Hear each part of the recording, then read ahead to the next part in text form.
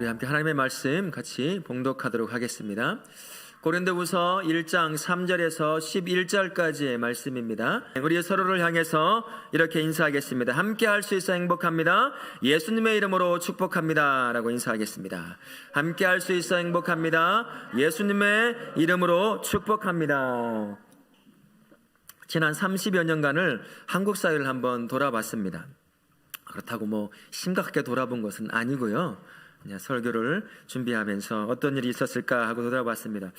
참 한국 사회에 큰 사고들이 적지 않게 있었다는 것을 발견하거든요. 우리 다음 세대 아이들은 아마 모를 텐데 서해 카페리오 침몰 사건이 한 번 있었습니다. 수백 명이 물에 수장되어서 주일날 이제 가다가 사고가 나서 죽었습니다. 또 삼풍백화점 사고로 수백 명이 또 죽기도 하고요. 성수대교 붕괴 사건이 있었죠. 가던 버스가 다리가 그냥 뚝 끊어져서 한강으로 뚝 떨어지는 사건이 있었어요. 대구 지하철 화재 사건으로 수백 명이 또한 죽었고요. 세월호 침몰로 말미암아 지금은 20대 후반쯤 되었을 그 젊은 아이들, 다음 세대 아이들이 300명 가까이가 죽는 일이 발생했습니다. 최근에는 압구정동 할로윈 축제로 인하여 큰 어려움, 아픔과 죽음의 사건들을 보게 되었어요. 이런 사고가 발생하면 공통적인 일들이 있는데 그 반응이 있습니다. 첫 번째는 누가 책임자인가라는 것이었어요. 그리고 재발 방지책은 뭐냐 끊임없이 반복되어 얘기가 됩니다. 그리고 마지막으로 오는 게 슬그머니 이제 이 모든 것을 덮고자 이제 보상에 관한 이야기를 합니다. 그래서 더 이상 말하지 마라 라는 식으로 이제 끝내려고 하는 것이죠. 이런 공통된 반응이 있었습니다. 또 한 가지 공통된 반응은 위로와 격려가 항상 뒷전이고 어떨 때는 전혀 있지 않았다는 것을 발견하기도 한다는 것입니다. 이런 것을 보면 한국 사회가 문제에만 지나치게 집중하는 경향이 있다는 것을 좀 발견하게 되었어요. 사랑하는 사람을 잃어버린 슬픔을 당한 위족들을 위로하는 것은 언제나 뒷전이었어요. 보상으로 모든 걸 책임지려고 하는 그러한 모습이 있었다는 겁니다. 슬픔과 충격 가운데서 아픔을 겪고 있을 유족들을 어떻게 그 마음과 삶을 치료할 것인가에 대해서는 관심이 전혀 없었던 것 같아요. 또 이런 큰 사고를 보며 뉴스를 통해서 접하는 모든 국민들의 그러한 안타까운 마음들, 그 마음을 어떻게 위로하고 치료할 것인가에 대해서는 거의 관심 밖의 일이지 않았나 하는 그러한 생각을 해봅니다.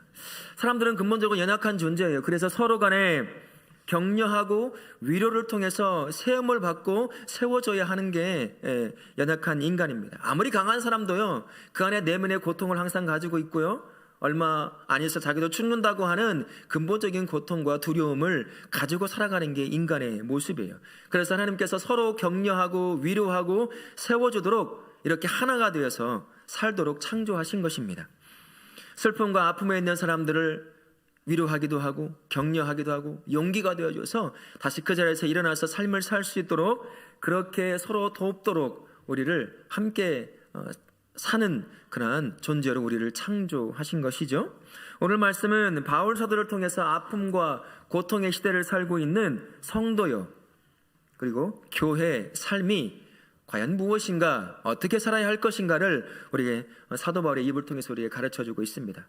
오늘 말씀에서 읽었던 것처럼 사도 바울의 삶은 참 환난과 고난의 연속인 삶이라 할 수 있습니다. 바울 개인적인 삶은요, 크고 작은 많은 문제들, 환난과 고통과 아픔의 역사로 이루어진 그러한 삶이라 할 수 있습니다. 다메섹에 있는 예수 믿는 사람들을 잡으려고 하는 그 길에 영으로 임하신 예수님을 딱 만나면 인생이 180도 뒤집어집니다. 그래서 복음을 전하는, 이제 핍박하는 사람이 아니라 예수님을 전하는 복음 전하는 삶으로 살아가지만 이 복음 때문에 바울은 수많은 위협과 고통, 죽음의 고비 앞에 매일같이 놓이는 그러한 삶을 살게 돼요. 그래서 고린도후서 11장 23절부터 28절까지 자기의 연약함, 자기가 당하고 있는 고통을 대해서 자랑하는 모습이 있어요.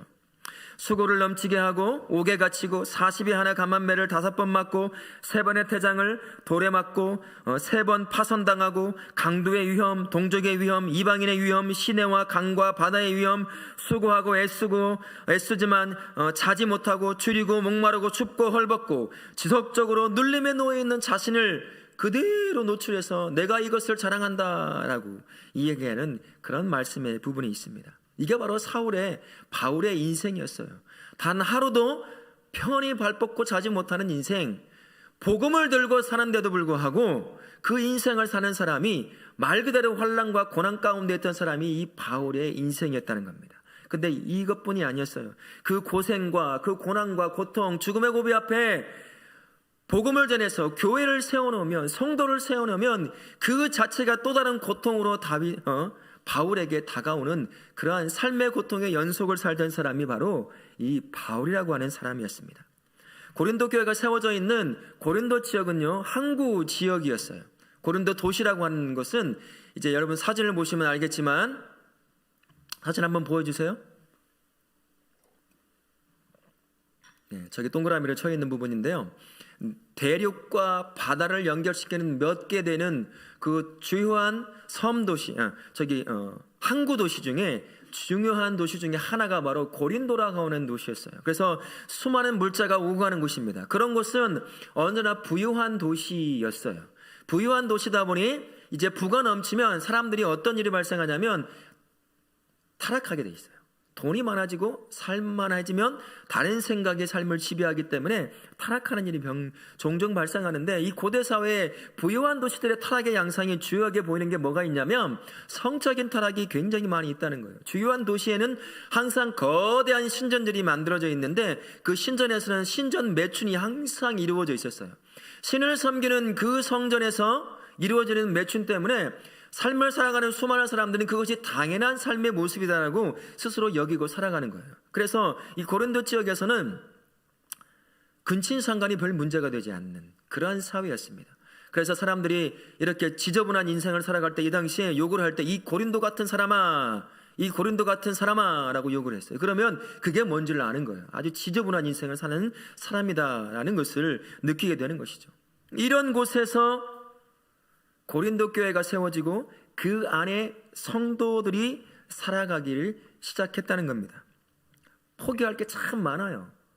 예수 믿으면요, 세상의 삶과 그 삶과 예수 믿는 삶과는 많은 것들이 차이가 있기 때문에 내가 지금까지 살아왔던 것들을 내려놓아야 될 것들이 참 많아요. 어떤 사람은 그 자체가 고난이 환난으로 다가올 때도 있습니다.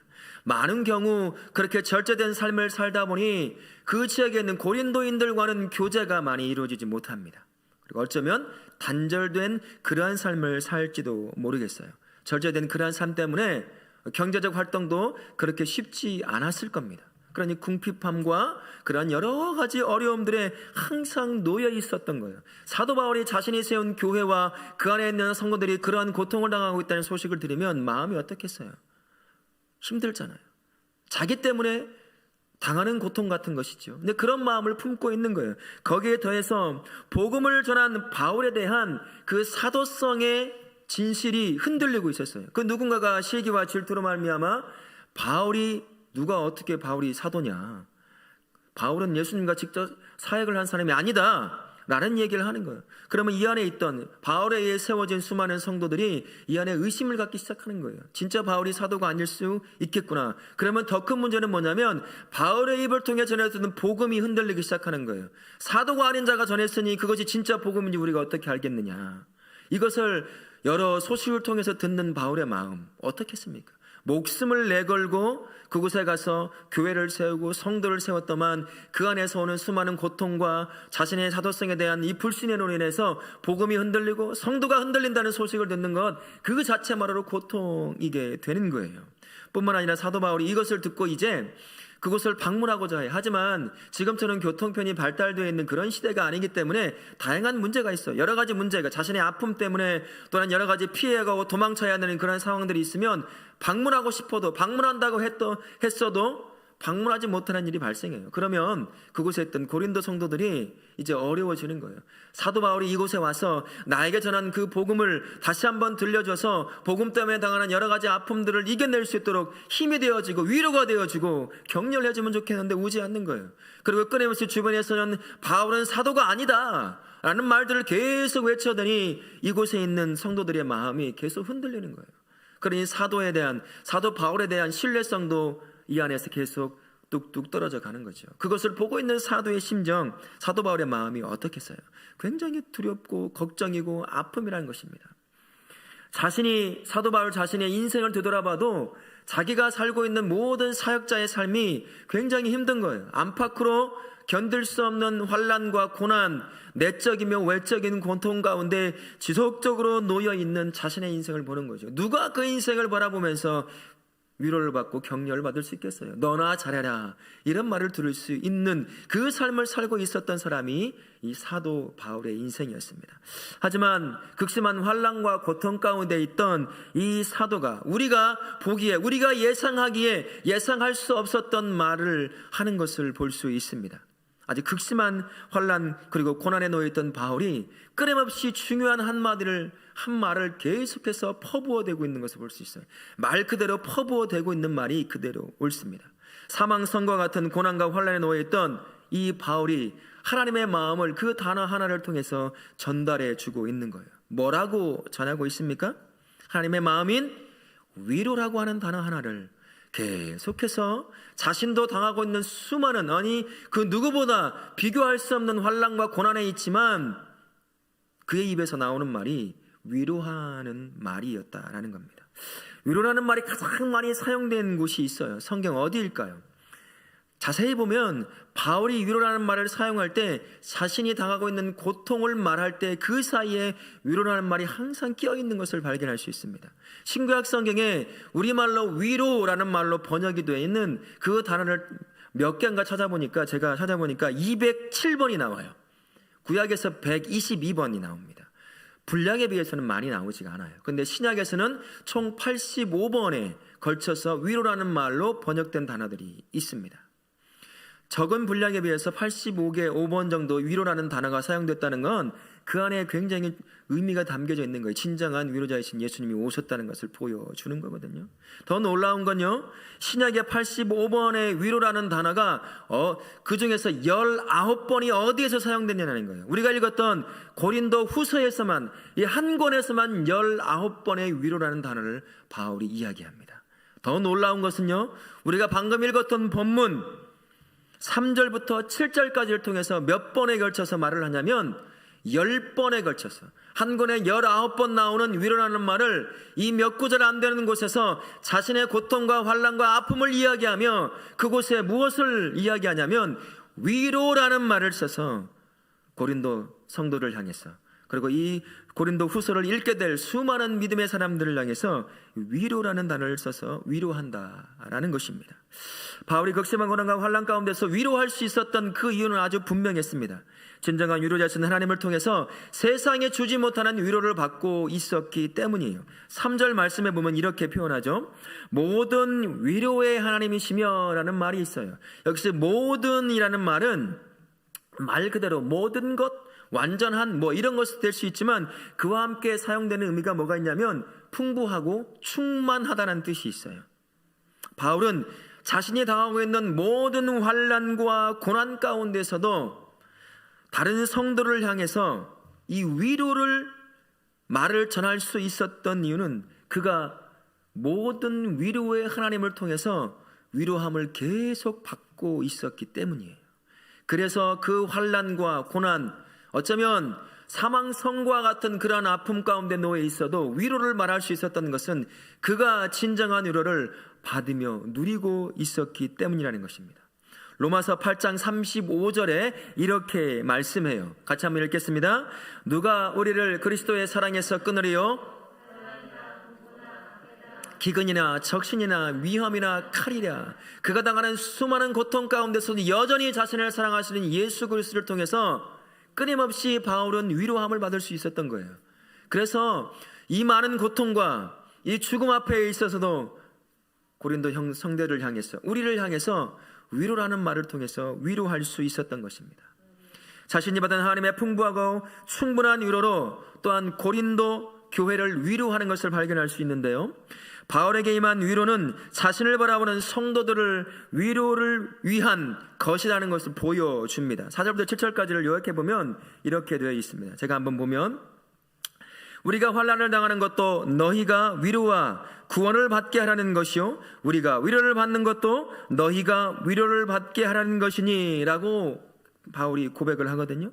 성도가 고난과 환난을 거뜬히 이길 수 있는 것은 하나님의 위로라는 것을 자신이 당하고 있는 고난과 환난 가운데서 받고 있는 그 위로함을 증거해 줌으로 고린도 교회와 그 후에 수많은 성도들이 환난과 고난 가운데 있는 성도들로 하여금 진정한 위로가 바로 예수님이 하나님이 주신 위로라는 사실을 보여주기 위함이었다는 겁니다.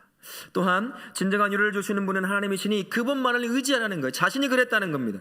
그 수많은 아픔과 고난과 환난 가운데서 이길 수 있었던 것은 진정한 위로를 주시는 하나님, 그 하나님을 내가 의지했기 때문이니 너희도 그렇게 진정한 위로를 주시는 하나님을 의지하라 라고 말합니다. 9절에 보면 이렇게 표현해요. 오직 죽은 자를 다시 살리시는 하나님만 의지하라 라고 말을 합니다. 세상 의지하며 사람을 의지하면 위로함을 받을 수 없기 때문인 것이지요. 또한 이렇게 말합니다. 11절을 통해서 이렇게 말하는데요. 너희도 우리를 위하여 간구함으로 도우라 합니다. 성도는 서로를 향한 간절한 기도를 통해서 위로할 것을 권면하고 있는 거예요. 우리는 함께 하나님을 믿는 성도들입니다. 서로를 향해서 환난과 고난과 아픔 가운데 있는 다른 형제와 자매들이 그 가운데서도 하나님의 위로함을 경험하며 누릴 수 있도록 성도가 서로 간에 위로할 수 있어야 한다는 거예요. 어떤 방법으로요? 중보기도로 하는 방법으로 기도하라는 거예요. 성도가 다른 아픔을 당하고 고난과 환난에 있는 성도를 가장 많이 도와줄 수 있는 것은 기도라는 것입니다. 그를 향한 진심 어린 기도, 내가 함께 아파하며 하는 기도가 가장 큰 위로가 되는 것이에요.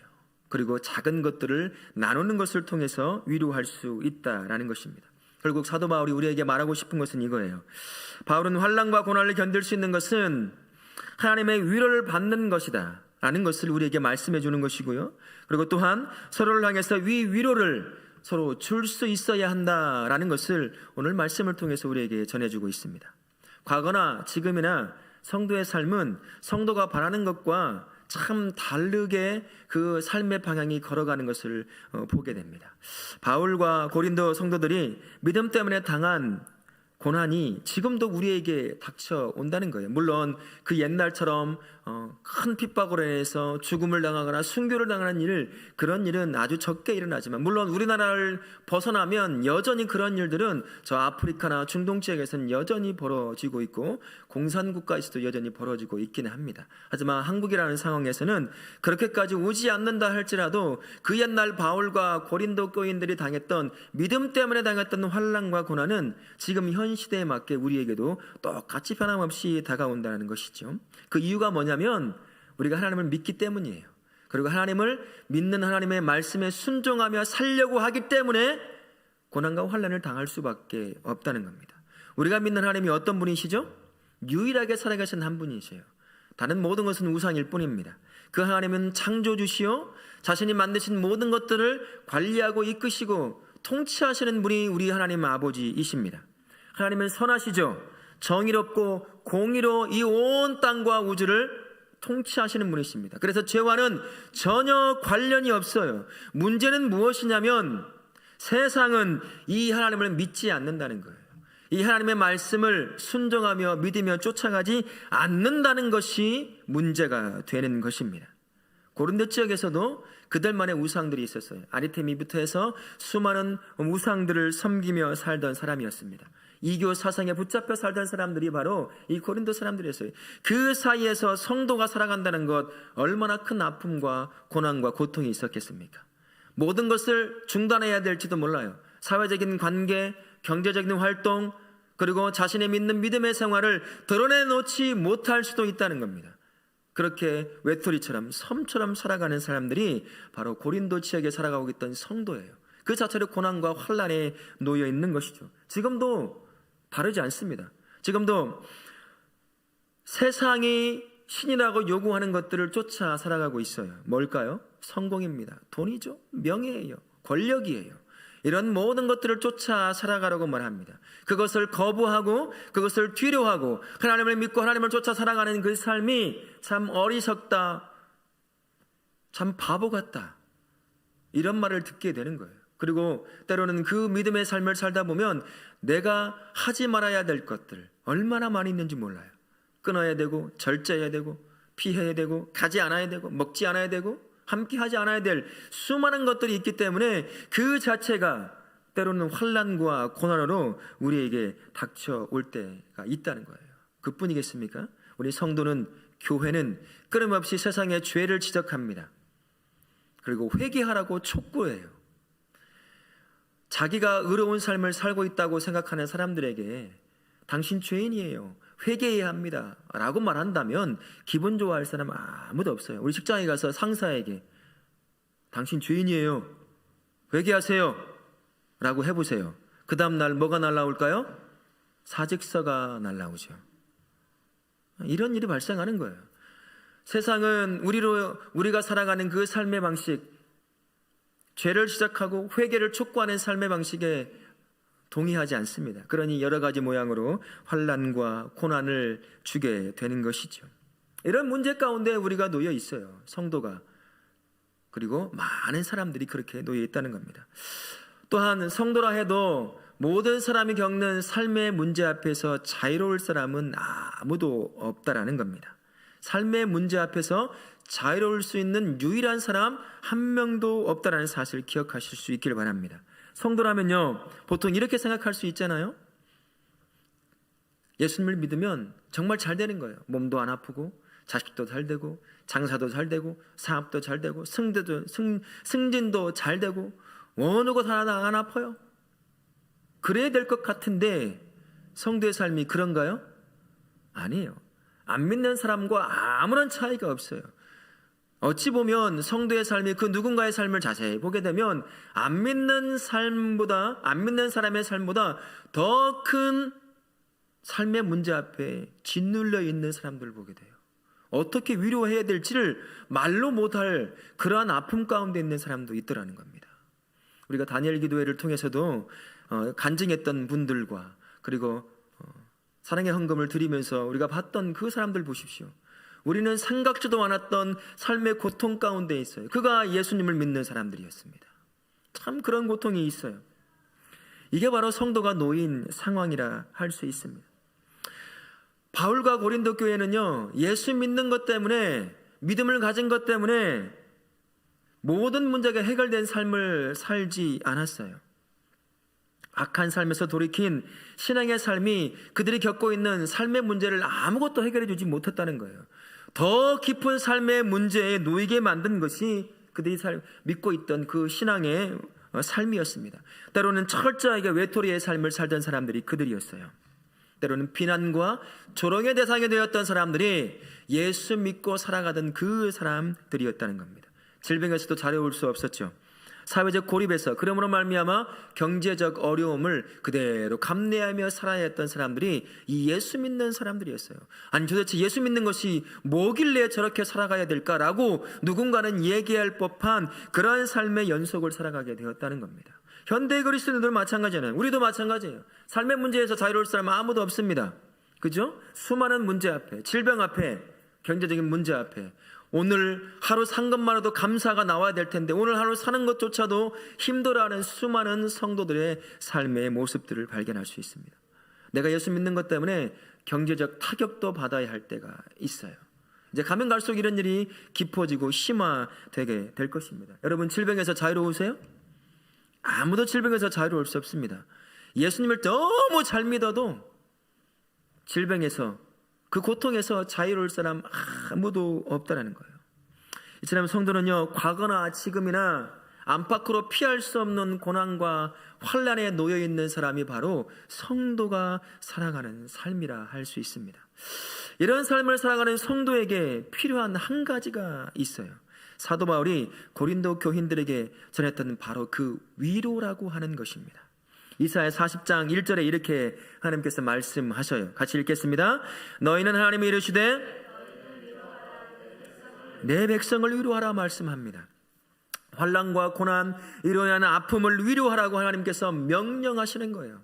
위로하라고, 다른 것이 아니라 위로하라고 명령합니다. 성경에는 수많은 교훈들이 있어요. 가르침이 있습니다. 내 목숨보다 소중히 여길 수 있는 그러한 수많은 가르침과 교훈들이 있습니다만 그것들 우리가 받아야 하지만, 그러나 환난과 고난과 수많은 삶의 문제 앞에 놓여있는 성도들을 향해서 가장 먼저 해야 될 것, 그것이 있다고 한다면 위로라고 하는 것이 아닐까 생각을 해봅니다.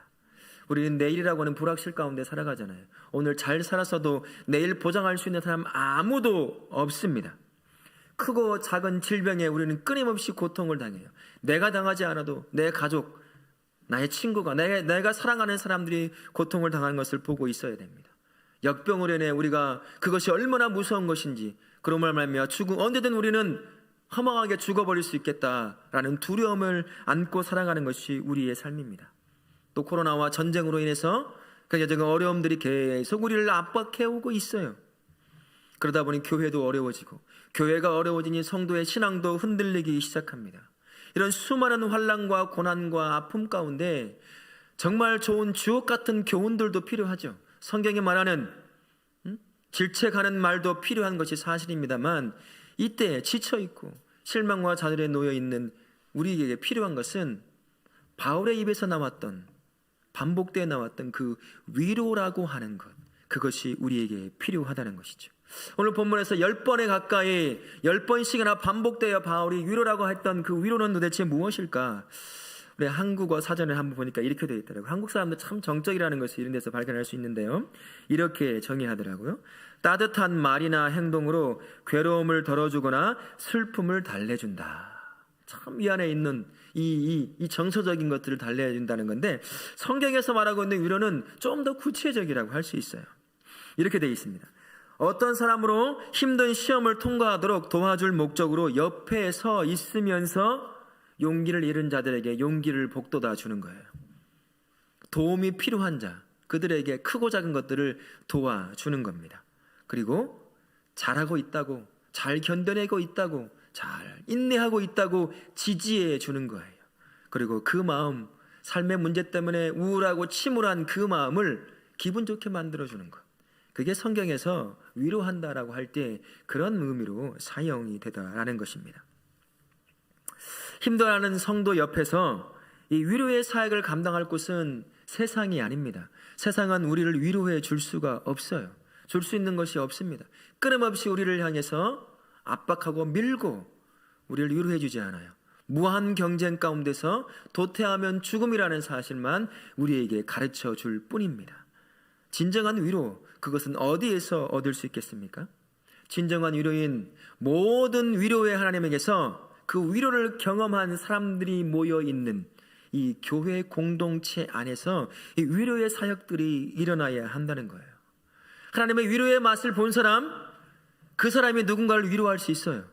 그것이 나를 어떻게 위로하여 나를 살게 하시는지, 나로 하여금 다시 솟생케 하는지를 경험해 본 사람만, 맛을 본 사람만 위로할 수 있어요. 그게 어디에 있겠습니까? 그 진정한 위로를 경험해 본 사람들이 모여있는 교회 공동체 안에서 우리가 서로를 위로할 수 있어야 한다라는 것입니다. 우리 다울학교회는 모든 성도들은 성도 간에 서로를 위로하는 교회가 되시길 바랍니다. 아멘. 그러면 하나님은 무슨 위로를 교회에 주셨기에 교회를 통해서 이 위로의 사역을 감당하게 하실까요? 하나님은 교회에 마르지 않는 위로요, 완벽한 위로를 주셨습니다. 그것이 무엇이냐면 진정한 위로자이신 예수 그리스도를 교회에 주셨다는 것이에요. 하나님은 예수 그리스도를 통해서 비교 불가능한 위로를 교회가 누리게 하셨습니다. 세상이 주지 못하는 영원한 구원의 위로를 우리에게 주신 것이에요. 모든 인간의 비극인 죄와 사망에서 우리를 구원하셨습니다. 그래서 영원한 삶에 대한 소망을 갖게 하셨어요. 구원은요, 내일의 불확실에 대해서 전혀 두려워하지 않게 만듭니다. 우리에게 영원한 삶을 주셨기 때문이에요. 신앙을 위협하는 수많은 환난과 핍박과 역경 가운데서도 짓눌리지 않고 이기게 할 수 있는 것이 바로 구원의 위로함이 우리에게 힘이 되기 때문인 것입니다. 모든 상황 가운데 오늘이라고 하는 삶, 겨우겨우 살아가는 삶이 아니라 오늘 하루의 삶에 희망을 품고 살게 만드는 것, 그것이 바로 영원한 구원의 위로를 예수 그리스도를 통해서 우리에게 주셨기 때문인 것이에요.